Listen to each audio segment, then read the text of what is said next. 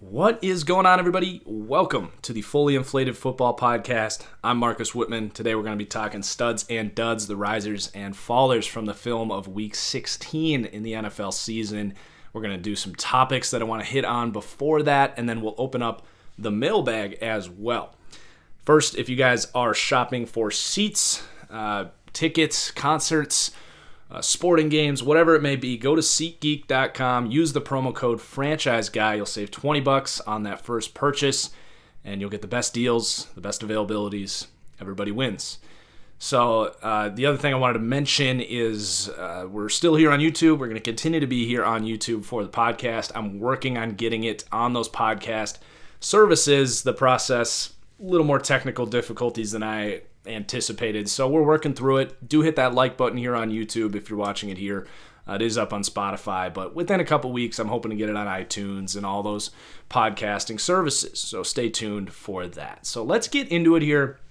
Just two topics I want to hit on before we get into the studs and duds, and it starts with Kyle Williams, defensive tackle for the Buffalo Bills, just a 12-year pro, two-time All-Pro, five-time Pro Bowler. Say what you will about the Pro Bowl, but whatever. 5 Pro Bowls is still impressive. And he's not a guy that is going to be nationally recognized for his outstanding career. He's not going to be a Hall of Famer, but just such a well-respected player around the league, but especially in Buffalo, to do what he did for 12 years, just get banged around on the inside of the line, produce consistently for 12 years for a really what's been a garbage Buffalo team. Like, they've had some moments, but to not hang it up, and just as soon as early, or whatever I'm trying to say, as 2 years ago, like, this guy was playing at an all-pro level into his 30s. Just hats off to Kyle Williams. What a career. Wanted to recognize him as a guy that isn't going to get the love of like a Larry Fitzgerald or some of these more well-known veterans that play more flashy positions. But Kyle Williams, just so well-respected, and hats off to him. And then the other thing I wanted to hit on here is kind of a general philosophical point that many of you that have been with me, or maybe you entered watching me on this channel with this philosophy, but it's this idea that simply beating another football team makes you better than that team. And the fact of the matter is, there's the term upset for a reason. And the most recent example of this is the Ravens beating the Chargers. And the Chargers were 4.5-point favorites. They end up coming short against the Ravens. And you can certainly look at that and say, okay, the gap's a lot closer. And if they played again, maybe the Chargers would be 2 or 3-point favorites. But it doesn't mean that after 60 minutes of football, one team magically becomes better than the other. And you look at like the NBA, for example, they play 80 games a year. You're playing every team multiple times. And then in the playoffs, you play a series. And even in every individual NBA game, you're looking at, 70-plus possessions in a game? Like, there's just a much larger sample size and less room for randomness and variance. An NFL game, you've got 13 possessions a game to make count. One that can easily be ruined by a holding call or a fumble by your third-string running back that had to come in for an injury. Like, there's so many factors that go into play. Like, you could just write a novel about the different things that can skew a single football game. So I'm not going to drone on about this for too long. I just wanted to dive into that philosophy a little more because it's something that can really, I think, better educate the younger NFL fans and the people that don't think like that. And it's just something to keep in mind as we move forward. This league has so much variance right now, more so than ever. I think if the Colts beat the Titans on Sunday night, then all 12 teams in the playoffs actually have a chance to win the Super Bowl this year, which is, I don't know if I've ever thought that. So I won't run on too much about that. I think you guys understand what I'm getting at there. Just wanted to hit on that a little bit. So without wasting any more time, let's get into the studs and duds here, starting with the first Saturday game. Love these Saturday games, by the way. Anytime I can watch NFL football is a good thing.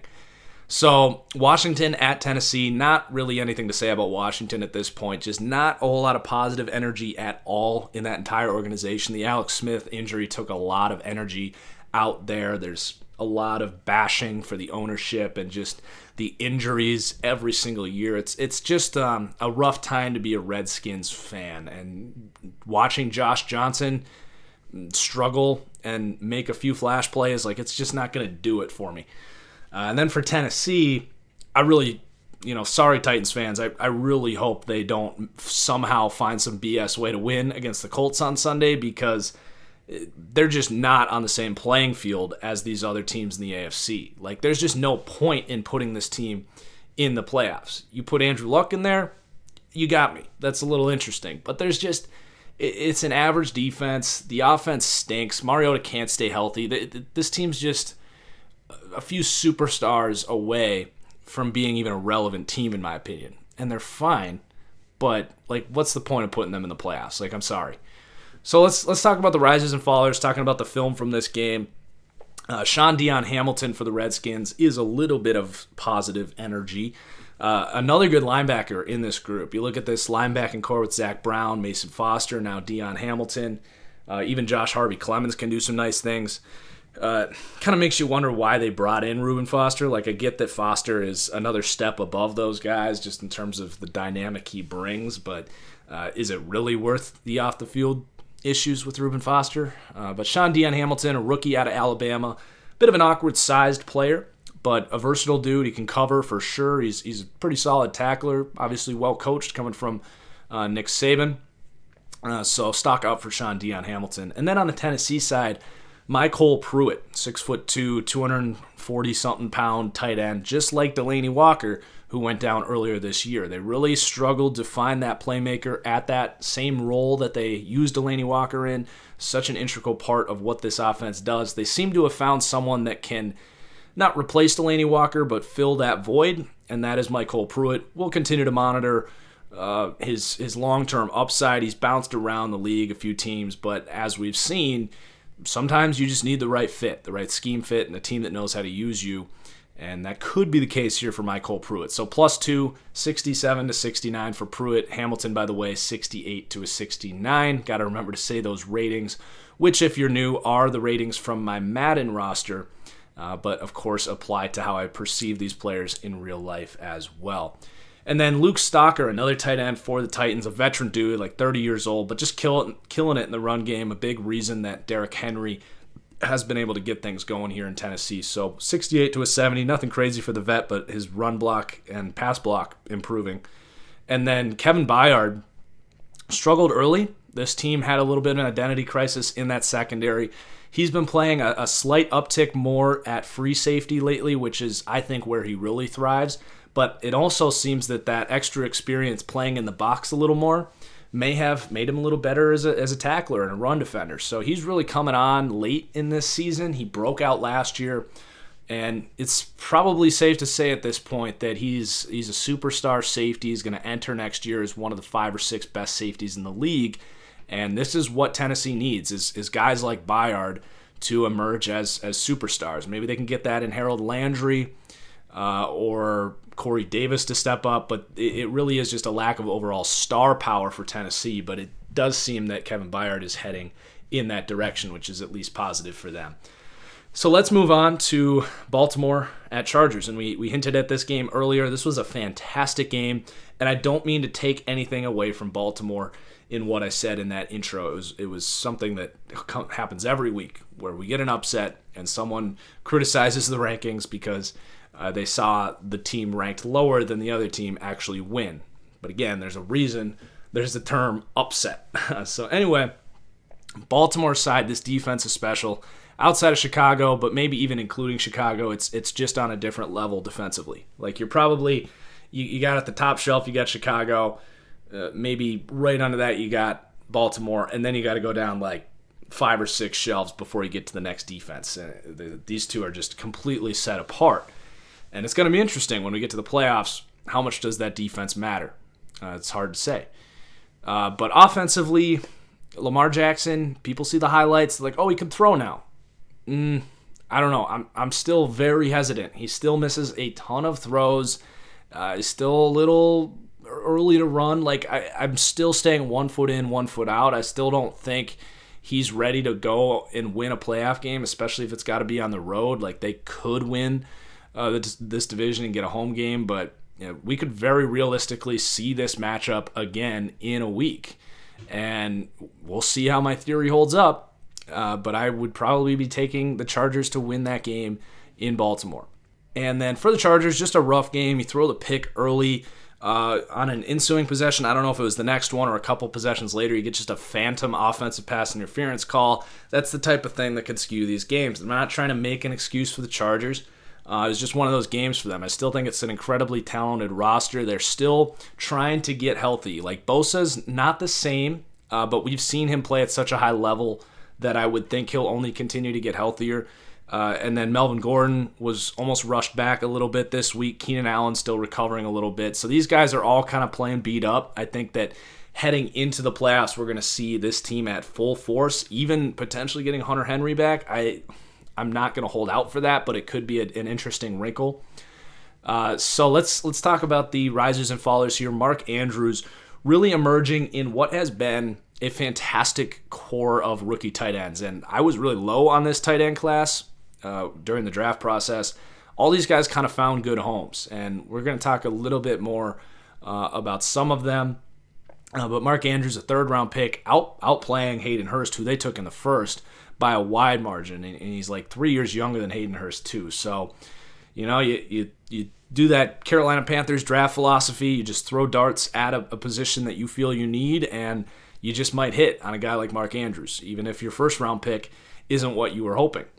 So plus 175 to a 76 for Mark Andrews. Really good with the ball in his hands. An incredible catch and run effort, but he's been good for a few weeks now. And then off the edge, Darius Smith here.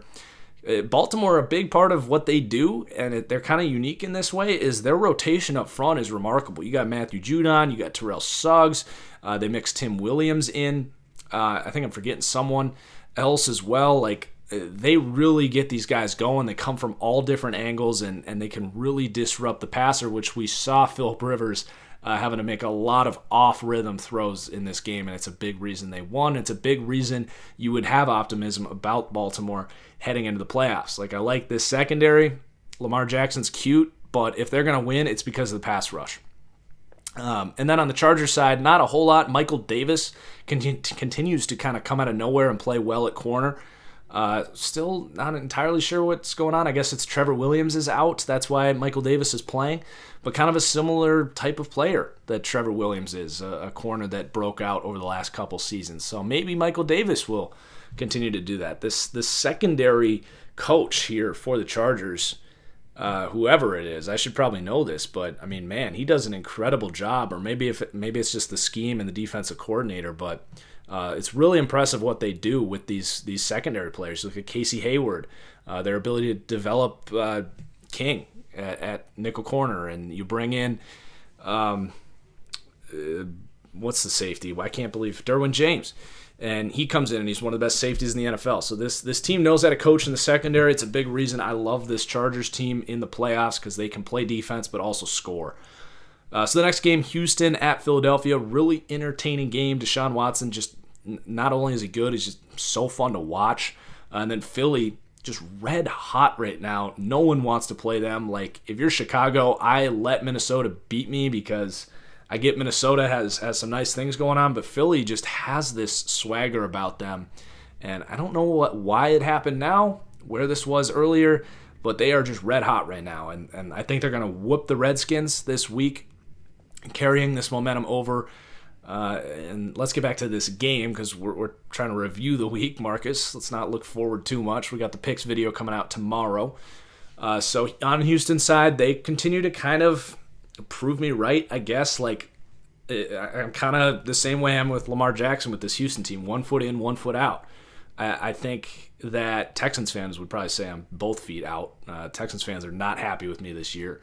I think you're just a little delusional, because this team has holes, massive freaking holes. They can't block anyone. They've got holes in the secondary. Their linebacker play has been kind of inconsistent, as well as their front seven play. Like, Jadeveon Clowney was great in this game, but he's been on and off all year. And that's kind of the theme with this team, is it's almost like every week they're trying to figure out how they're going to win. And that's just not a sustainable effort as you head into the playoffs against teams that have true identities. It's basically a collection of a few superstars that can kind of pull games out of their ass. But you just don't trust them as much right now. And I think their future could be very bright. Granted, J.J. Watt, you don't know how long he's going to keep playing at this level, and Jadeveon Clowney might be gone. But you do have Deshaun Watson and DeAndre Hopkins. Those two are not going anywhere. And as long as you got those two, you're going to be able to score some points. And then Philly, we kind of mentioned, like, we know who's good on this team. And they're playing dominant up front in the front seven, which is what got them a Super Bowl last year. And if they can continue to do that, they could make things interesting in the NFC, where I don't think there's a huge difference between any team, to be honest. So let's talk about the risers and fallers here. Deshaun Watson going to get a boost this week. Been just so impressed with his arm talent. And I don't know if I just wasn't looking hard enough or if he's actually found a way to improve his arm talent.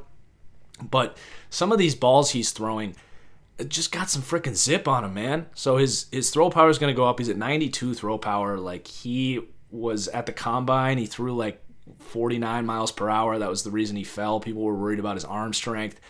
And it just hasn't been a problem this year. Like, he can just make every throw on the field. He's just been so impressive. I would love to see what the type of player he can become if they ever even just give him like what Seattle has done with their offensive line.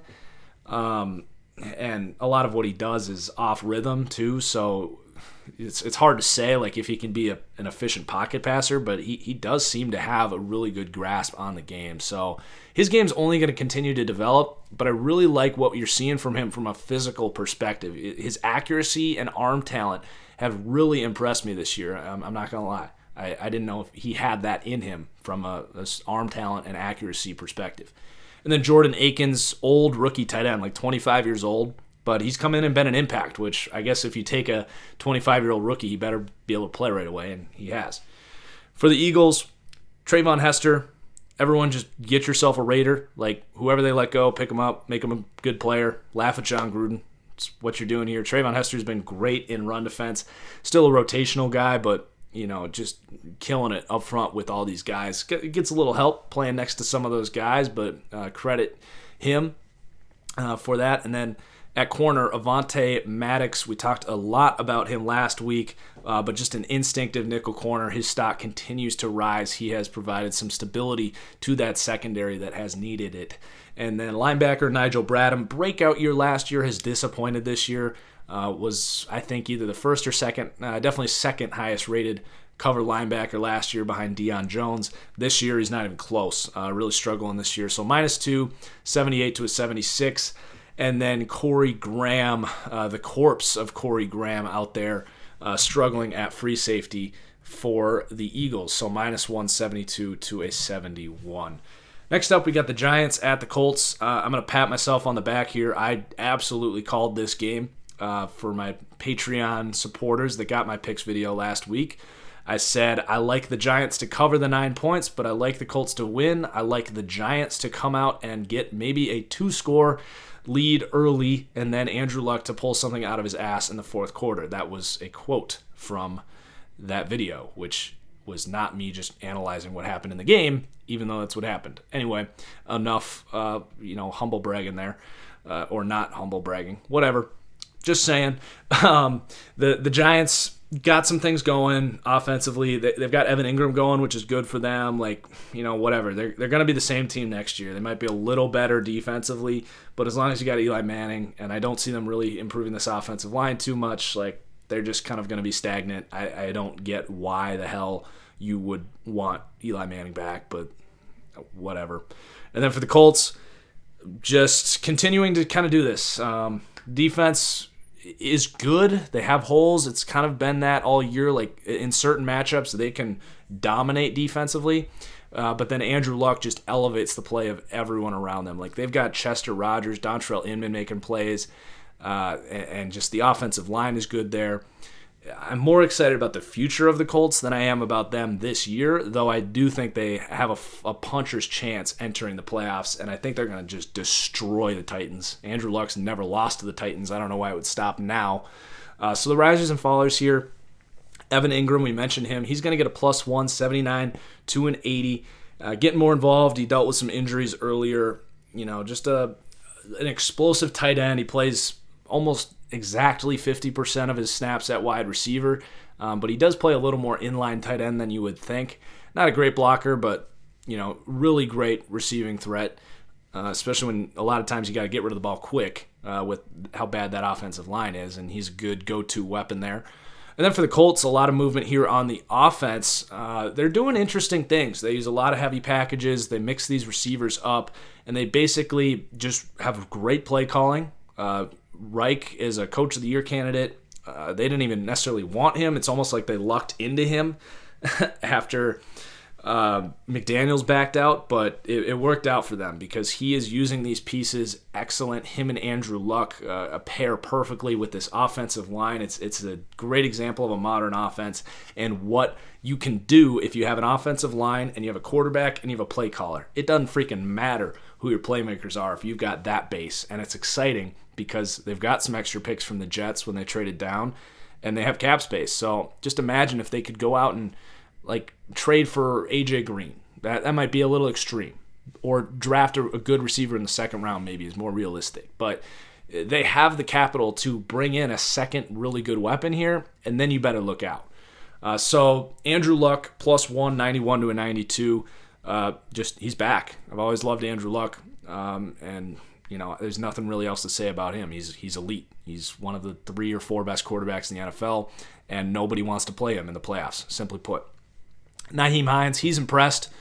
I didn't love him coming out, but he's really shiftier than he showed in college, and they use him kind of in the same way like Tariq Cohen is used for the Bears, and he's coming along really nice hands for a smaller guy.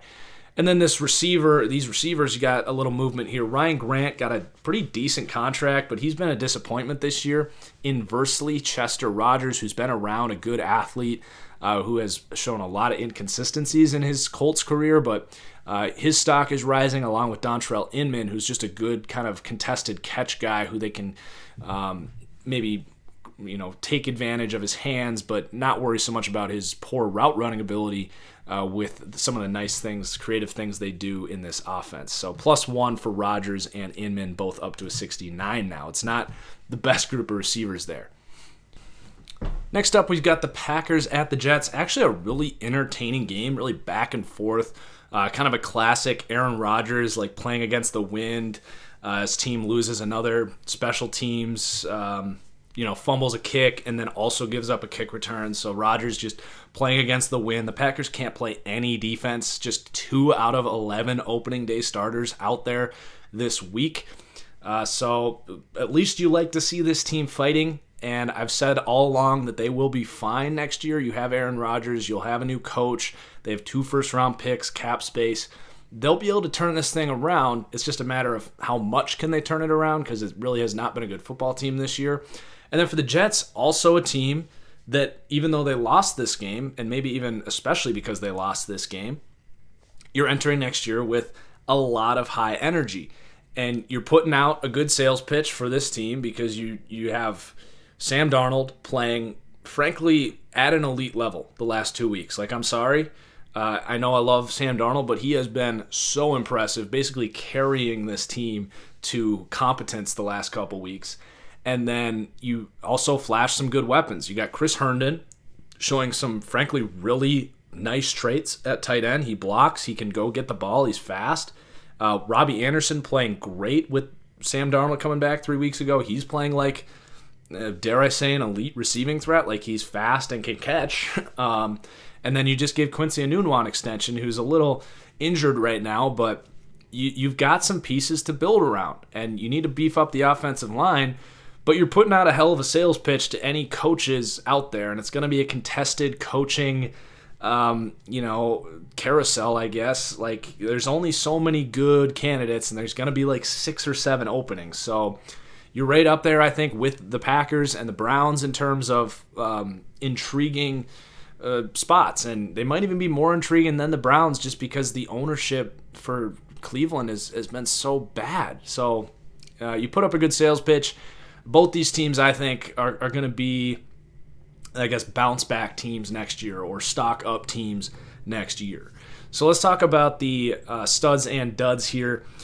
Jamal Williams, really impressive performance. And I'm not a big Jamal Williams guy. He's a low high floor, low ceiling type of runner. He's not very explosive, but he takes care of the football. He can catch, he can pass block, like a really good utility, like second running back, and a guy that, like we see here with injuries, can come in and play 85 snaps, like just a really solid football player, even though he doesn't have a high upside. And then Equanimeous St. Brown, he left this game in the third quarter with concussion after a really nice play on the sideline. He was really starting to emerge in this game, and it was kind of unfortunate to see him leave because it was just a instant halt of momentum after a dirty hit by, who was it, Darryl Roberts. So he should be all right, but he's definitely, in my opinion, shown the most versatility out of these young receivers. Like Valdez-Scantling's just a straight line runner. St. Brown kind of does everything. He's good after the catch, good route running in every regard. I mean, not great, but he's shown the quickness to run any kind of route, and he's still only 20 years old, and he's a freak athlete. He's 6'5", so he's a player you're definitely keeping your eye on. If Green Bay doesn't really address this receiver situation in the offseason, fantasy football, keep your eye on Equanimeous St. Brown to be that number 2 guy next year. And then Tyler Lancaster, he goes up again. It's been 3 weeks in a row. Tough interior lineman, grading out incredible the last few weeks. And honestly, you look at the defenses that this team has been putting out the last 3 weeks, and you just watch Tyler Lancaster, like he is creating a lot of good things up front. And it's not just run defense, it's pass rush as well. So really impressive breakout for the undrafted D tackle. Not sure what the ceiling is there, but he's probably earned himself a spot on next year's roster just based off what he's shown. And then Blake Martinez, the kickoff specialist, I still think, and maybe with Kyle Rudolph putting out a good week and Blake Martinez being just so atrocious this week, it's skewing this a little bit, but I still think Blake Martinez is the single most overrated player in the NFL. And it stems from me saying that tackles are the most overrated stat in the NFL. But you watch Blake Martinez, he looks like a freaking penguin out there trying to cover jet planes. Like, he looks so slow in coverage. He's always late to the ball, whether it's in coverage or in run defense. Like, he can tackle when he gets there, sure. But even if his coverage is such a liability, he's not even filling run lanes. Like, most of his tackles come after 6 or 7 yard runs that are straight at him. So I still think he's terrible. I think Green Bay is blind for not at least trying Oren Burks out at this position. And I don't know how they can possibly justify him starting next season, but he probably will. And if this team gives him a contract extension because he's been to a Pro Bowl and gets a bunch of tackles and the fans like him, oh my God, that is just inexcusable in my opinion. Like, he does not belong on the field in a league where teams can pass the ball at any moment. And then for the Jets, we mentioned Chris Herndon, so he's going to go +1. Blake Martinez, by the way, -270 to a 70. Tyler Lancaster, 68 to a 69. St. Brown, 68 to a 69. Jamal Williams, +272 to a 74, if you're listening on the podcast.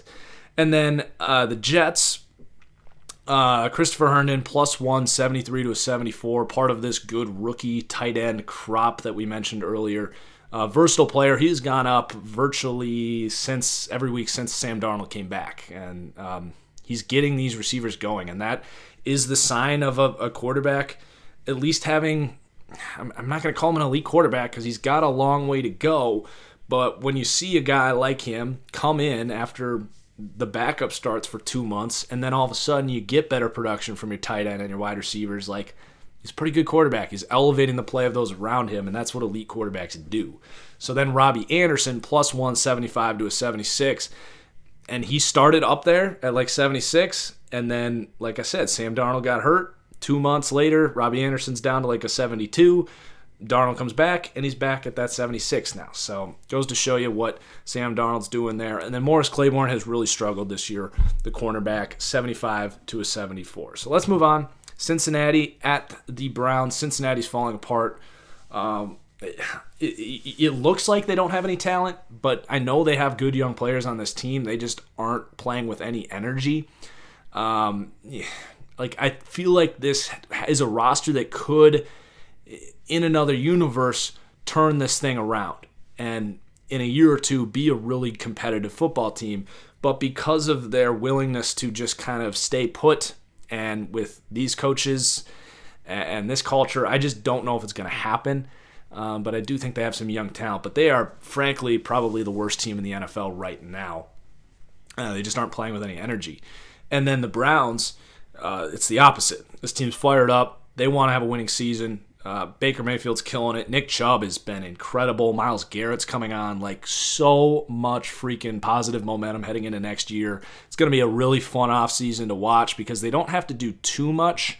And if they can get a good coach, like this team, I'm not even going to say that playoffs are the floor. I'm not going to say they're going to win a Super Bowl next year, but I do think that the hype is going to be off the chains. I'll at least say that. So for the Bengals, on the offensive side, it's just been atrocious. Billy Price looking like I'm not going to say a bad pick, but he has not been good as a rookie. The center, first-round pick, -275 to a 73. I thought James Daniels would have been a better pick for them. They went with Billy Price. John Ross, the wide receiver, first-round pick from 2 years ago. Borderline bust at this point. You've got A.J. Green and Tyler Boyd out in this game, and he was nowhere to be found. So that's a really bad sign. I get that you got the backup quarterback in there, but it's not like he did anything with Dalton either. So -272 to a 70. He's just a fast guy at this point. He's shown some flashes, but not nearly consistently enough. Interior line, Andrew Billings having a nice season. Kind of a guy that had a slow start in the league, but getting more playing time now. Playing good run defense, can rush the passer a little bit, good bull rusher. And then Vontaze Burfict, actually going to be the dud of the week here, and I forgot to do that in the intro, but we'll just mix it in there for those loyal enough to watch as we go here. So Vontaze Burfict gets another concussion. His career actually might be done, and I don't want to call him the dud of the week after getting a concussion because that's a sensitive topic. But before that, concussion, really playing poorly. And it was more in this game, just kind of looked like a washed-up version of his old self, which was already a slower linebacker. So -3, 78 to a 75. I'm not sure we're ever going to see him again. And then the Browns, Nick Chubb, +1, 80 to an 81, exceeding even my expectations. I liked him a lot coming out, but he is showing some explosiveness that I frankly didn't know he had. I compared him to Jordan. I said Jordan Howard, maybe better hands, was my NFL comparison, and I was off. I liked him coming out. I had a first-round grade on him, but his ceiling is way better than Jordan Howard. He's explosive.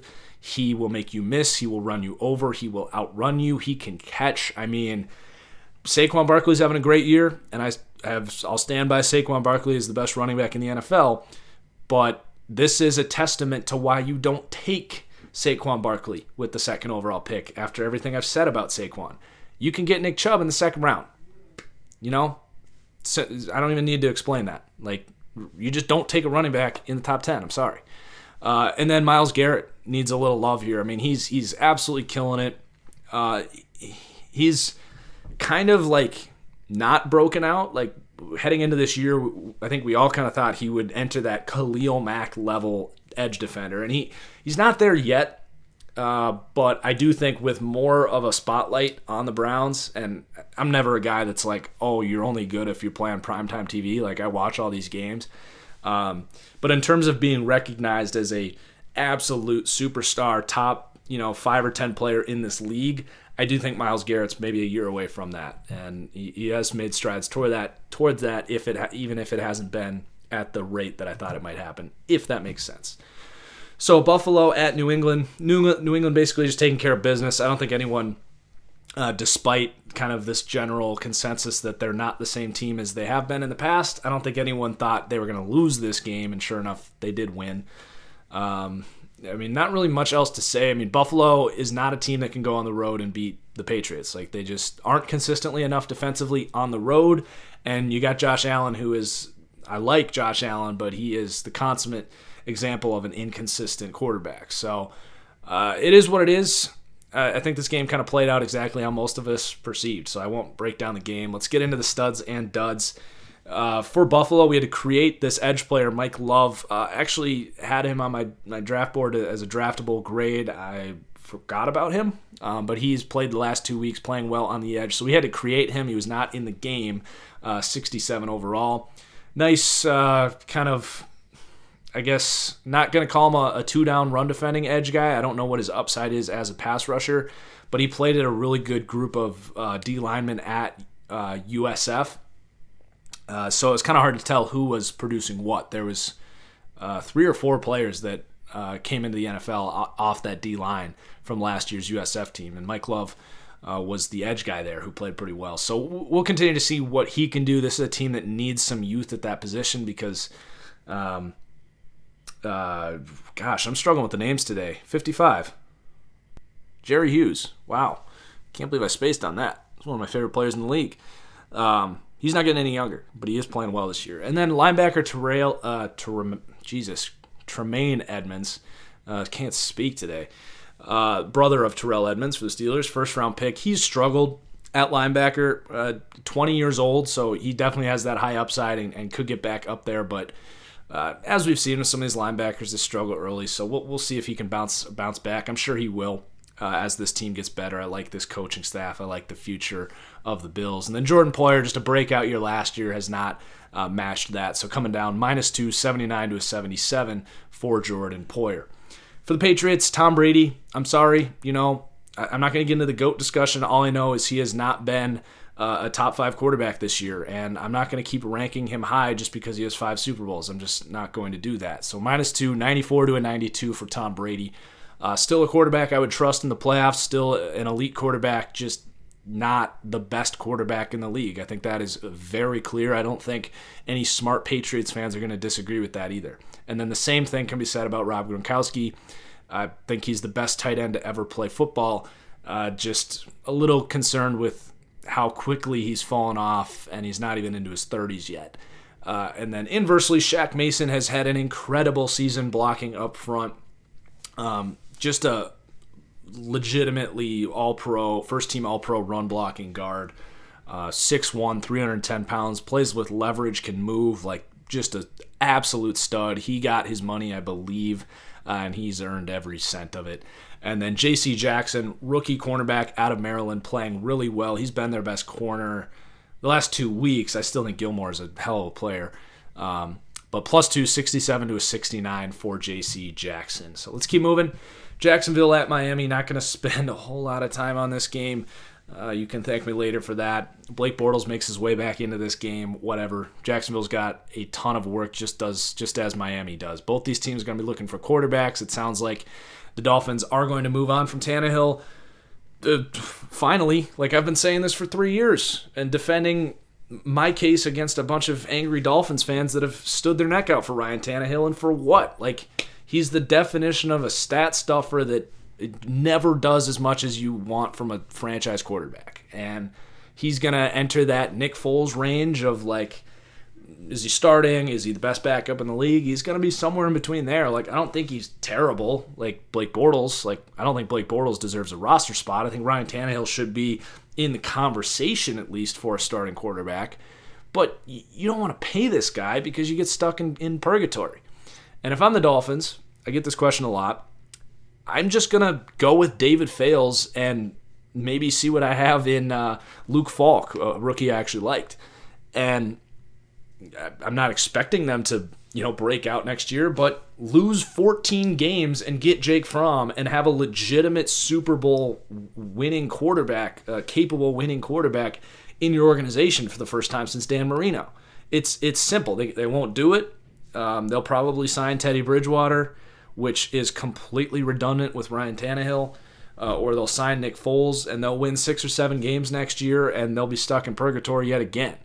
But I do think the second they saw Ryan Tannehill come back from injury and this be the exact same team as it was with Brock Osweiler, I think that was a little eye-opening for them to be like, okay, we don't need to pay Ryan Tannehill. Then for the Jags, like I'm so done talking about them at this point. Like, call this, they suck. Blake Bortles, how do you do that? All that same rhetoric. Let's get into the studs and duds. Tyler Shatley has stepped in. Brandon Linder has been another injured starter for this Jags team. As much as I harp on them for having a bad year and for bringing Blake Bortles back, they have had a very injury-ridden season. So Tyler Shatley has stepped in there at center and played well. Veteran dude, plus 265 to a 67. D.D. Westbrook has been basically the only sign of optimism on this offense. So plus 173 to a 74. And then Ryan Tannehill, minus 274 to a 72. He's going to enter next year, probably getting cut and being on the free agent market. Bucks at the Cowboys. Cowboys taking care of business at home. The defense continuing to play well. The offense just kind of did enough against a really crappy Bucks defense. Like, I still don't trust the Cowboys offense in the playoffs. I think they're probably the worst team in the NFC. They just kind of got in because their conference or their division sucked. And then for Tampa, more of the same. Defense struggling, no pass rush. You're getting some things from Vita Vea, which is nice, and at cornerback from Carlton Davis. So that rookie class doing a little bit, even though I'd question the ceiling of those players. But just a lot of work to do in the offseason for the Bucs. So let's talk about the risers and fallers here. Right tackle DeMar Dotson, just getting up there in age, not playing at the high level he's done in the past. He's 32 years old, so 80 to a 77 for Dotson. They're going to have to address this offensive line because they just can't run the ball at all.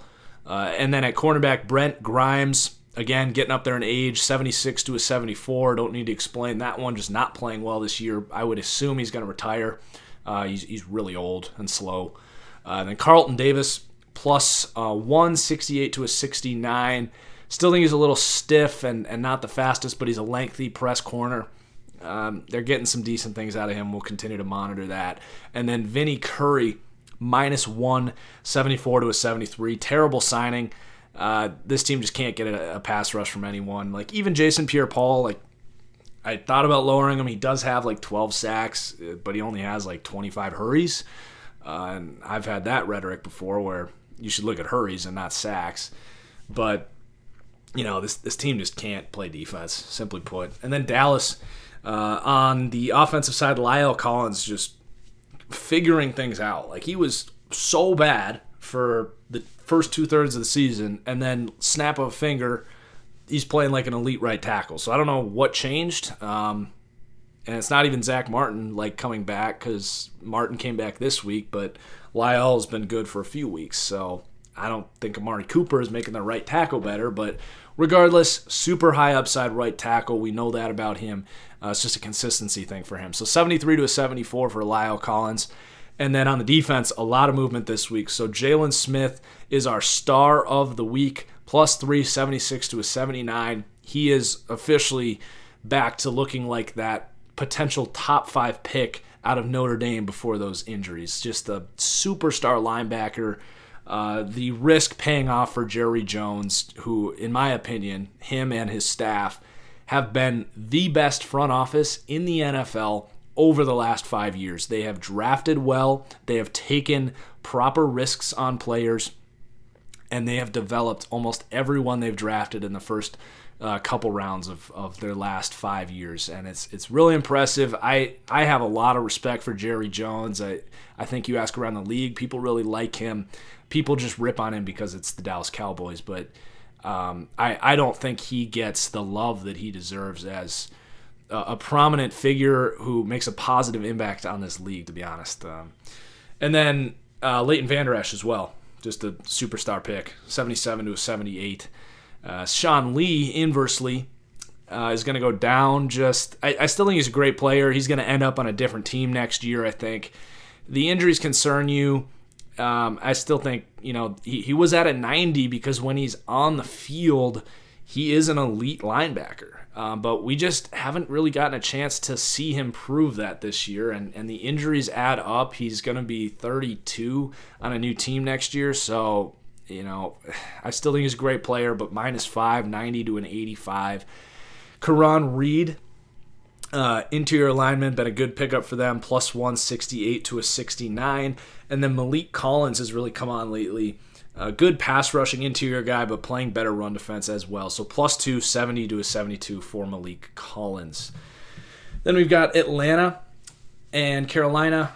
Kind of a meaningless football game here. It was backup quarterbacks for Carolina. It was Atlanta winning this game, but just who really cared about what happened here? So let's just get into the studs and duds. Not really any takeaways here. Both these teams will be back and relevant next year. Both these teams just very injury-ridden.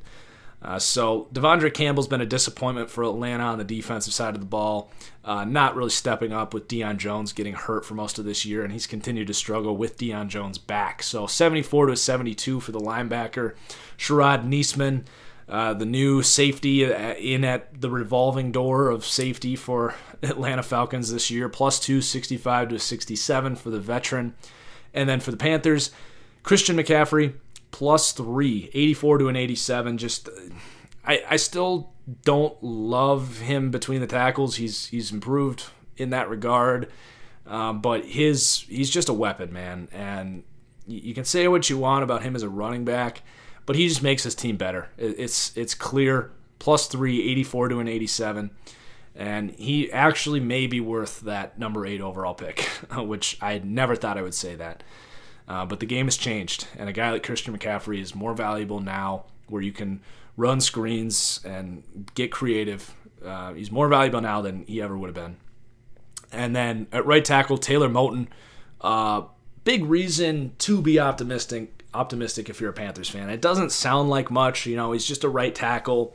But another thing that a lot of people don't understand is how freaking hard it is to get high-quality tackle play. And you have now Taylor Moton and Darrell Williams, who was injured this year, but was the highest-rated tackle in the NFL last year. And you bring Cam Newton back healthy. You get DJ Moore going next year. Christian McCaffrey. This team will be fine. And simply put, you have some optimism heading into next year because you have tackle play, which how many teams can say that they have 2 really good tackles? 4 or 5? And Carolina will be one of them next year.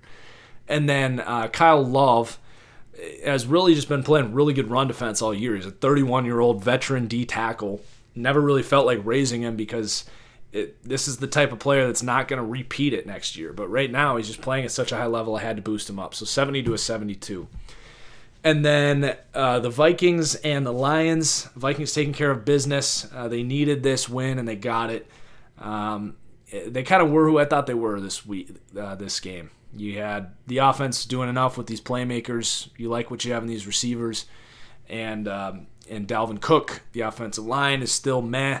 And the defense is heating up. And if this defense can get more from Everson Griffin and from Xavier Rhodes, who are kind of making their way back into relevancy late in this season, if they can get those 2 guys to be elite entering the playoffs, which they are not playing at elite level right now, not even close, then they will be an interesting playoff team. But right now, the defense isn't what it was last year, and the offense just can't block anyone, even if they have playmakers.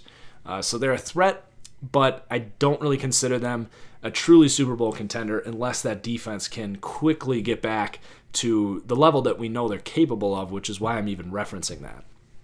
And they have a week to do that. So for Detroit, what do you even say? Seriously, whatever. Mackenzie Alexander, +1, 72-73. Nickel corner, playing really good run defense, but seriously improved his coverage over the last 2 weeks. I want to say he's the highest-rated cornerback in the NFL over the last month, which is impressive. It's a nickel corner, so take it with a grain of salt. Why do you take it with a grain of salt? Look at Chicago. Bryce Callahan was one of the highest-rated nickel corners in the NFL. He goes down. You put Sherrick McManus, who has never had a starting role in the NFL. He's 30 years old, and he's one of the highest-rated corners in the NFL over the last 2 weeks. So it's not that it's not an important position. It's that it's an easier position to play and is more dependent on surrounding core. So I hope you enjoyed that little tangent. So +1, 72-73 for Mackenzie Alexander. Eric Wilson stepped in with Eric Kendricks not playing in this game. +1, 66-67. Athletic linebacker out of Cincinnati. He's a reason you might think about letting Anthony Barr go, and maybe Eric Wilson shows you enough that you're comfortable with him being the number 2 linebacker here. And then Anthony Harris really stepping up as well with the injury to Andrew Sendejo. He's been playing at a really high level at free safety, so +1, 73-74. And then for Detroit, you're still getting some nice pieces from this defense. There's a lot of harping on Matt Patricia. I guess I'll talk about the Lions a little bit if I have to. If there's any Lions fans still listening to things about their team, I would have ran away by now. But there's a lot of ripping on Matt Patricia. Look, he's gotten a lot of uptick in performance from some of these guys on this defense, which is what you always credit the Patriots for doing. When they had Patricia, but obviously Bill Belichick gets the credit for it, probably rightfully so, but they get guys to step up and play above their pay grade, like a Kyle Van Noy or Lawrence Guy, those types. And that's what you're seeing in Detroit. You got a guy like Ricky Jean-Francois who's going to go up +2, 68 to a 70. We've talked about Christian Jones going up, and they're kind of playing that same style of defense, gap control, keep things in front of you, but they're not getting the production from the offense they need to win with that strategy. So you definitely, I think, bring Patricia back for a year, even though there's talk about firing him just because of the lack of energy with that team. But I do think you bring Patricia back because I don't know who you're bringing in to replace him that's going to be any better. And then Tracy Walker, a rookie, 3rd-round pick, he can hit, man. High upside safety, continuing to play well. We'll see if he can really be like a full-time starter next year. They got a lot of pieces in that secondary. But I like what we've seen from Tracy Walker, +1, 69 to a 70. Cards at the Rams, awful football game. The Rams just so much better. They blew this team out and put their starter or their backups in the fourth quarter. Arizona probably has the most work out of any team to do this offseason. The coach, the offensive line, the receivers, and holes on defense. Like it's a tough time to be a Cardinals fan. They got to do it fast before they ruin Josh Rosen. I didn't think they should have played Josh Rosen this year. I think that was a mistake. Just a mess in Arizona, and I don't know how they're going to fix it. Maybe this is a team I need to do a rebuild series on next because it's just a wreck, even though we already did that fairly recently. So let's get into the studs and duds here for this game. Ode Abushi has been a bright spot at guard for this team. They pick him up. They just need help on the offensive line. I don't think he's the answer, but 66 to a 67. Benson Mayowa, rotational defensive edge guy, playing at a high level, 71 to a 72. Neither of these guys are going to be pieces of the future, though. And then for the Rams, Robert Woods deserves a little recognition. He's been incredible this year. He's one of the highest-rated receivers in the NFL. +1, 80 to an 81. Gerald Everett starting to get an uptick in reps. I still think he deserves more playing time over Tyler Higbee, who also had a good game in this one. But Everett, kind of like that Jordan Reed type player. Sean McVay had Jordan Reed in Washington. I think there's a missing element there, not playing him more. But who am I to question Sean McVay, who's been a top 3 coach in the NFL ever since he's been a head coach? So he clearly knows what he's doing. I just think, you can still be critical of that. And then notable here, Ndamukong Suh, who has been very quiet this year, is not a good signing. The run defense has been terrible, and he's not getting after the quarterback very well either. But notable that when the Rams pulled all of their starters out, they did not take Ndamukong Suh out, which is them saying, you know what, you can go ahead and get hurt. You're basically replacement level. So -1, 83 to an 82 for Suh, who's just on the back end of his career. Chicago at San Francisco. A close game here. The Bears' offense, just simply put, is not good. You can point to Trubisky. You can point to them having a conservative game plan, which they probably should with that defense. But simply put, it's just not a good offense. Defensively, they're astounding. They're the best defense in the NFL. And they beat the 49ers. Good for you. 49ers have been playing tough lately. I like some of the things they're doing. Honestly, on both sides of the ball the last couple of weeks, but especially offensively, you have reasons for hope heading into next year with a good offensive line and a great play caller. I still think there's a chance Kyle Shanahan's the best play caller and potentially coach in the NFL. But there's some good coaches out there. So studs and duds here for the Bears. Josh Bellamy has come on lately. Veteran wide receiver, has been making some plays. So 68 to a 69. Then Jordan Howard, -3. And this just comes down to when you're playing the Bears, I just naturally say it like Bears. What do you want them to do? you want them to run the ball with Jordan Howard. Like, seriously, you're just not afraid of him as a player. He's a really nice power back, but like, he doesn't get a lot of chunk plays. He doesn't necessarily create a lot of yardage. He's got good vision, and he'll carry you for another 2 or 3 yards. But if I'm playing the Bears, I want you to just hand the ball off to him on first down because you're just not that scared of him. So -3, 84 to an 81. I've never been super high on the upside. Bears fans are loud about Jordan Howard because he puts up rushing numbers, but that's a lot of that is just volume and availability. Like, he stays healthy because he is a big dude and doesn't engage in a lot of high-hitting hits or heavy-hitting hits, but that might be his best asset is consistency and taking care of the football and availability. But his upside just is not that high.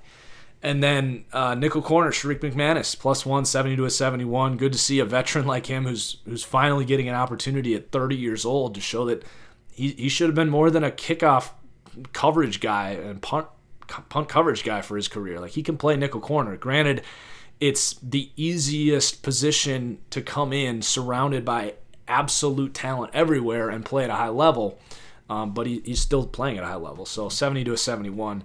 And then Solomon Thomas, we really ripped on him for the 49ers. The third overall pick 2 years ago. Awkward player, 6'2", 280. So is he an edge guy? Is he a defensive tackle?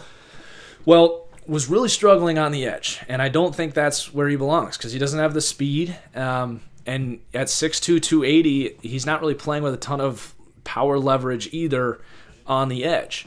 But they have really increased his usage on the inside, pass rushing downs on third down on the inside as a defensive tackle, and that is where he belongs. What I want to see from him is beef up, gain like 10 pounds, and just be a defensive tackle next to DeForest Buckner. I almost said that works too. I think there's a lot of hope for Solomon Thomas if he could do that. But if he stays at 6'2", 280, he's just kind of this awkward tweener with a lower upside. But I still think there's hope there. So 73 to a 74 for Solomon Thomas. Then we've got the Steelers at the Saints. Really, really fun game to watch. I took the Steelers and the points in this game, and honestly, I think the Steelers should have won this game. You could say this about the Steelers for the last 4 weeks. People think I'm just the Steelers lover. I could not care less if they win or lose. But this has been the story of their season, is just not having the breaks, call it luck or call it a problem with their team themselves. I more lean towards it just being bad luck. But I mean, seriously, you are driving and fumble. Juju Smith-Schuster does when you're in field goal range, basically, to at least send it into overtime, was it? And then, like I said in the intro, you get 13 drives a game. The Saints are set to punt after they just send it into the end zone, and they get a 60-yard phantom pass interference call that sets up a 7-point swing. So it was a fun game to watch. Big Ben was spot on this game, probably his best game of the year. And I really don't think the Saints are, like, bar none the best team in the NFC. I mean, they are the best team in the NFC, but if they lost at home, I'm not going to pick it to happen right now. And I'm excited to do my playoff predictions next week, and we'll see what I do with the Saints, who were my preseason Super Bowl pick. But I do think they're beatable right now. So let's talk about the studs and duds here for the Steelers. Antonio Brown, we've lowered him a couple weeks in a row. He has not had a very good season, but he's coming back for the crown. He was old Antonio Brown in this game. So we're not going to bring him all the way back after one good game, but +1, 94 to a 95. And then James Washington continuing to really, dare I say, disappoint. Second-round pick, just literally doing nothing. Can't really create any separation as a non-factor for this offense all year. So -2, 72 to a 70. And then off the edge, this is one thing I was wrong about. I'm not afraid to admit when I was wrong. The Steelers' pass rush ain't too bad. We know the interior guys can play, but off the edge, these guys, they might not grade out the best, and they have some inconsistencies, but they can really generate pressure. TJ Watt +1, 76 to a 77. Bud Dupree +1, 72 to a 73. Just solid pass rushers. I don't know if either of these are true number one guys, But the Steelers, and a big reason I am high on them, and if they can somehow sneak in, I think they stand a chance, is they actually can really get after the quarterback and disrupt things, which we saw a little bit of against Drew Brees in this game. And then for the Saints, Sheldon Rankins continues to break out, so plus 181 to an 82 for the former first-round pick defensive lineman who is making his way towards quite a nice contract extension. Chiefs at Seahawks. No shame for the Chiefs in losing at Seattle. Just an impossible place to play. The defense is a mess for the Chiefs. It's a reason you would have some concerns about them dominating in the playoffs. But the offense passes the eye test. I've criticized Patrick Mahomes at times, and now I'm going to defend him because there's people this week that are like, oh, Patrick Mahomes can't win a big game. It's like, I mean, come on. Like, just watch him play. Like, he can make big plays. Who's going to say he can't do it in the fourth quarter in the playoffs? Now, the reason I'm a little, I guess, lower on him, like before I call him the next Aaron Rodgers, is he throws a lot of picks, and we haven't seen him win a playoff game yet, so I'm pumping the brakes a little bit. But I still think this is the most explosive offense in the NFL entering the playoffs, which historically has been a good thing. So we'll see. They, I think, are going to lock up the 1 seed as well, so they'll have home field advantage. You don't have to go into Seattle every week, which is big. And then for Seattle, I think Pete Carroll should be a runaway coach of the year. And I talked a little bit about the power rankings this week. I did my preseason ranks compared to the postseason ranks. And I was higher on this team because of quarterback and coach. And that is exactly what we're seeing here. Tyler Lockett has emerged. But other than that, and Doug Baldwin had a good game this week. But it really has just been Russell Wilson, Bobby Wagner, got to be careful to mention his name because Seahawks fans will come after me, and Pete Carroll just doing special things. And don't think they'll win a Super Bowl having to go on the road, but you have a lot of optimism moving into next year because you didn't think this team was going to be any good this year anyway, and they were supposed to be in a bit of a rebuild with a younger team, and they've already rebuilt, sort of. So let's talk about the studs and duds here. For the Chiefs, really some problems on the defense here. So Anthony Hitchens, -2, 74 to a 72. That was not a good signing. Dallas does not miss him at all when you look at the linebackers they got over there. But they're paying Anthony Hitchens $8 million to get roasted in coverage and not even play that good in run defense. He's one of the worst-rated linebackers in the NFL this year. And then Reggie Ragland's been a disappointment as well. He's kind of just a run-defending first and second down linebacker, Blake Martinez type, if you will, -2, 72 to a 70. And then Chris Jones has been remarkable. If he had better talent around him, the things he could create would be spectacular. But really, outside of the pass rush, this team's got no talent. And Eric Berry needs to get healthy. Kendall Fuller needs to get healthy because right now it's a bunch of replacement level, frankly, practice squad caliber players in the second level of this defense. And if they can't fix that fast, which, you get Berry and Fuller going, you can supplement that a little bit. But I don't think they're winning the Super Bowl with this defense. And I say all the time that defense doesn't matter, but you got to play a little defense, and they just can't right now. Steven Nelson as well, -2, 75 to a 73, the corner here for the Chiefs. And then for the Seahawks, we got a decent amount of movement here for the offense. Doug Baldwin, we had lowered him. He's been playing beat up all year, but a big game, superstar game for him this week. So +1, 86 to an 87. Tyler Lockett, really continuing to impress this year, +1, 77 to a 78. Chris Carson, +2, 78 to an 80. Breakout season for the power back. And then Shaquille Griffin, -2, 76 to a 74, actually had quite a disappointing season this year. He got targeted like 12 times, gave up 9 catches this week, but he's been bad all year.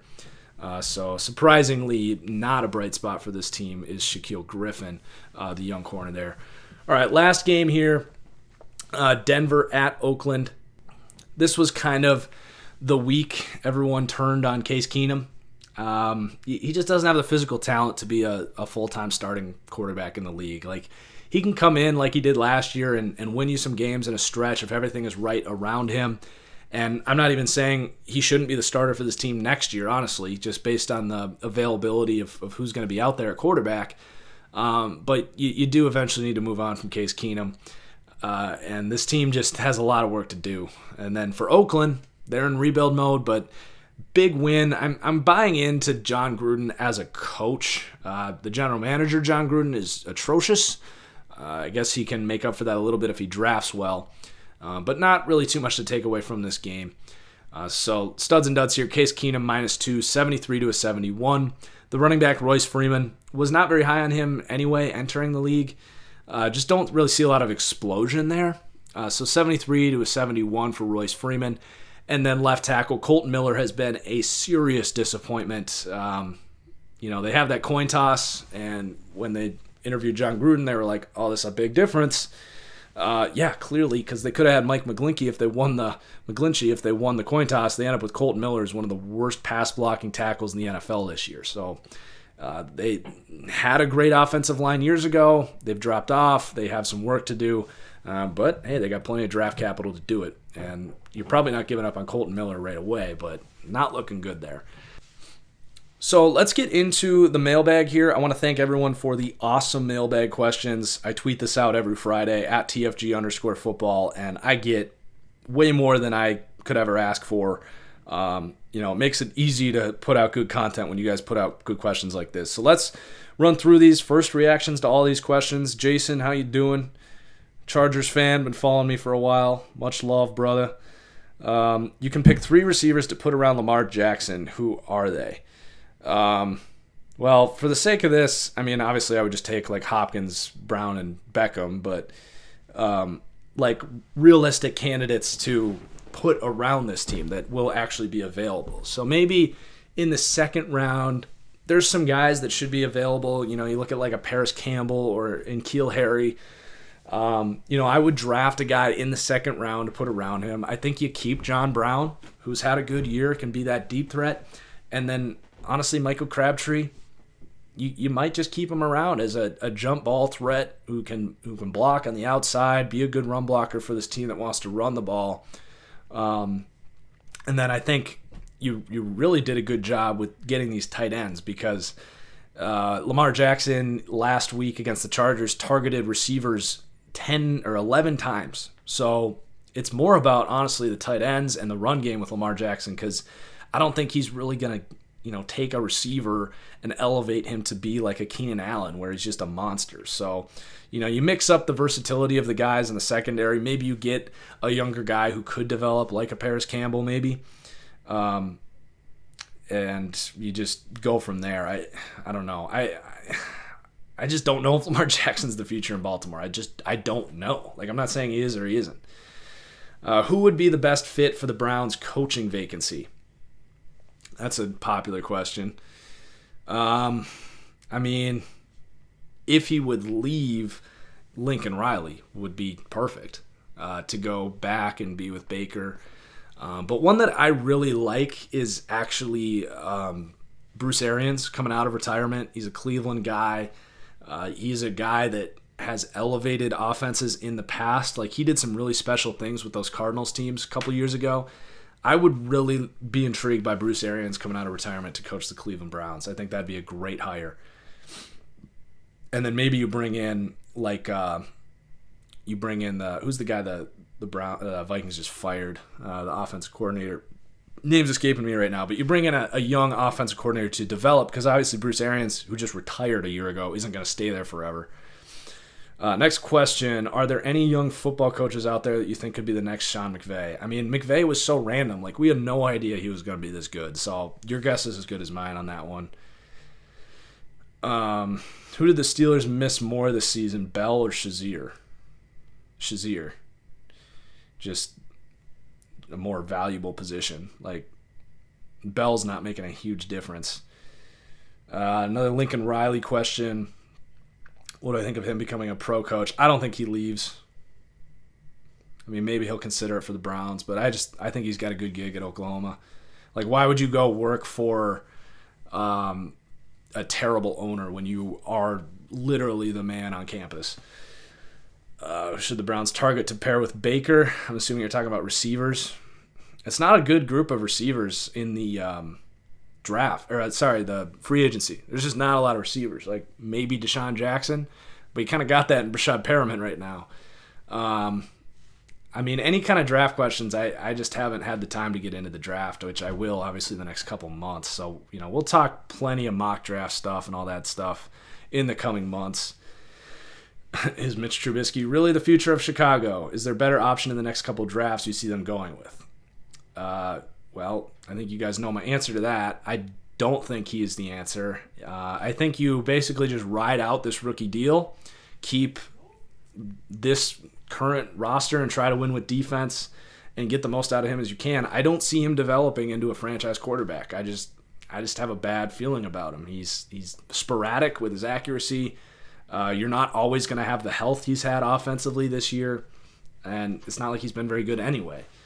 So I would just ride him out and kind of just let him go. And then, honestly, whoever you sign in free agency or draft is probably going to be about as good as Mitch Trubisky. Which bad team has the best chance of being contenders next season? 49ers, Green Bay, injury-ridden teams with quarterbacks. That's always the formula for bouncing back. Do you think the Patriots will target Daniel Jones, quarterback from Duke? I don't know. Who are your top 5 QBs of all time? Man. I'm a youngin'. I'm only 24, so I didn't watch Marino or Elway, or Montana.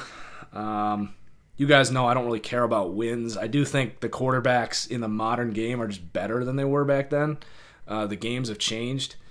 I think in no particular order, because you can really split hairs at this point. I think Marino and Elway are in there.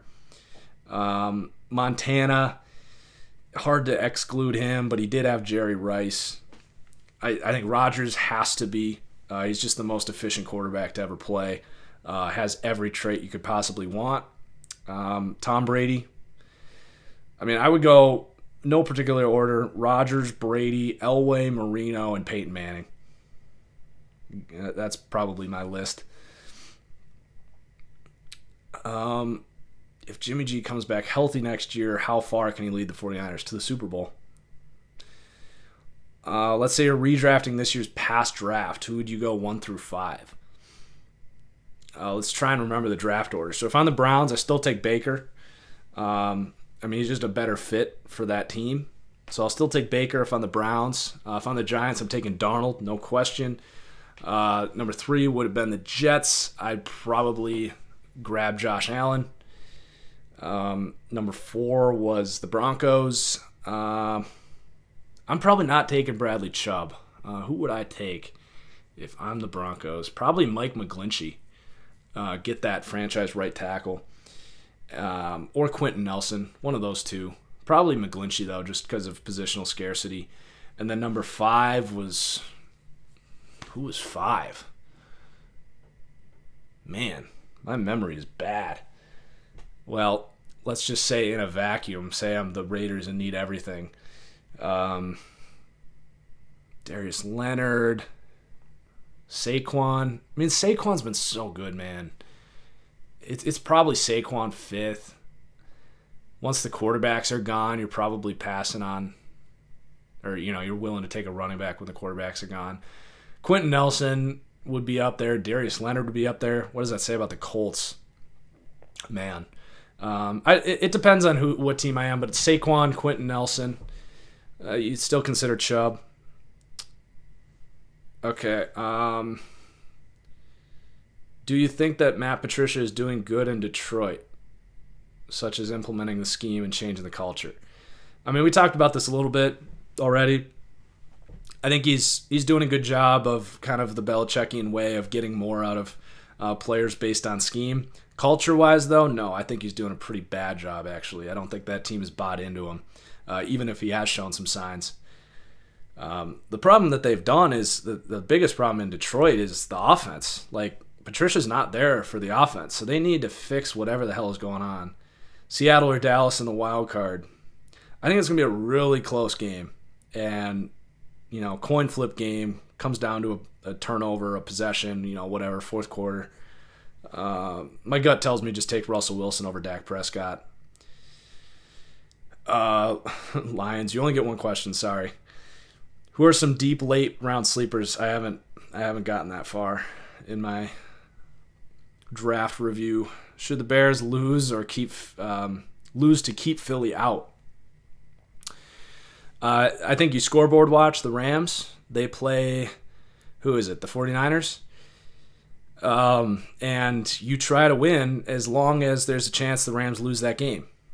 And I think you probably end up winning that game, honestly, against the Vikes. And you got to just be confident in your team. And you're a young team that has a lack of playoff experience. I don't think it's healthy necessarily to be like, okay, we can mail it in now. It's the third quarter. Like, we'll just pack it up and get healthy for next week. I don't think that's healthy for that team. Like, if you're the Patriots or, say, I don't know about the Steelers, but you know what I mean? Like, a team that's been there, I think it's a little different to be like, all right, we can pack this thing up and we'll be able to get it going again. But when you're a team that's winning off of momentum, like the Bears, I think you just keep playing.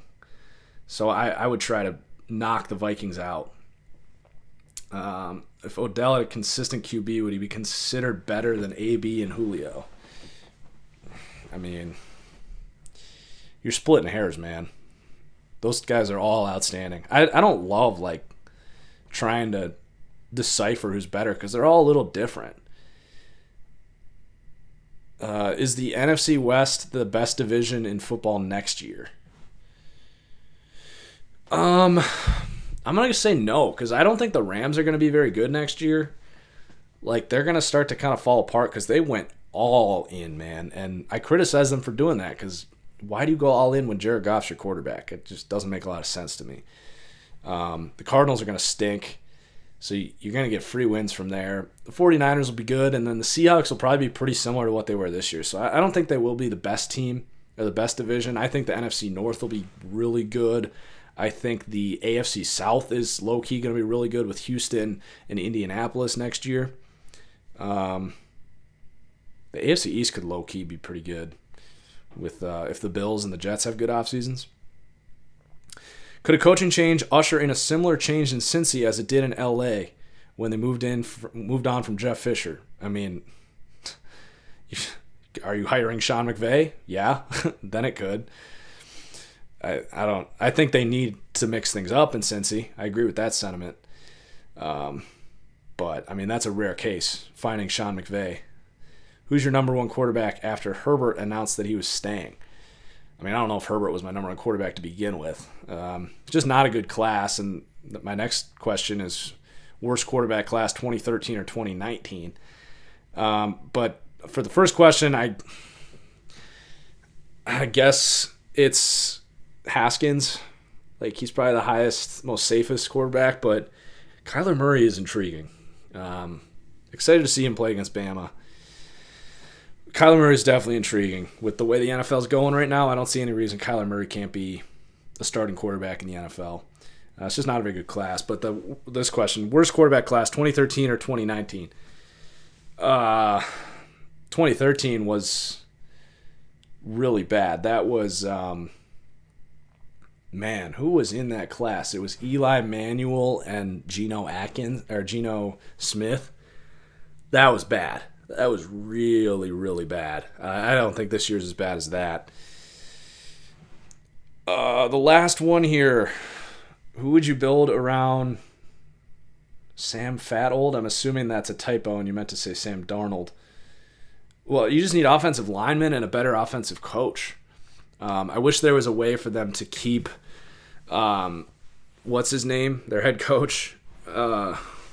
I defend this guy, and now I can't even think of his name. But I wish there was a way for them to keep him on as the defense coordinator, but that's just not how the NFL works. But you build an offensive line. They actually have some receiving threats. I don't know who they're going to bring in at receiver that's going to really elevate that.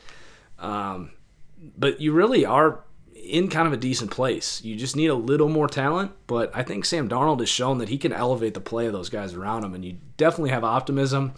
And with the drop-off of the Patriots and who knows with the Bills, like, there's no reason the Jets can't win the NFC East next year.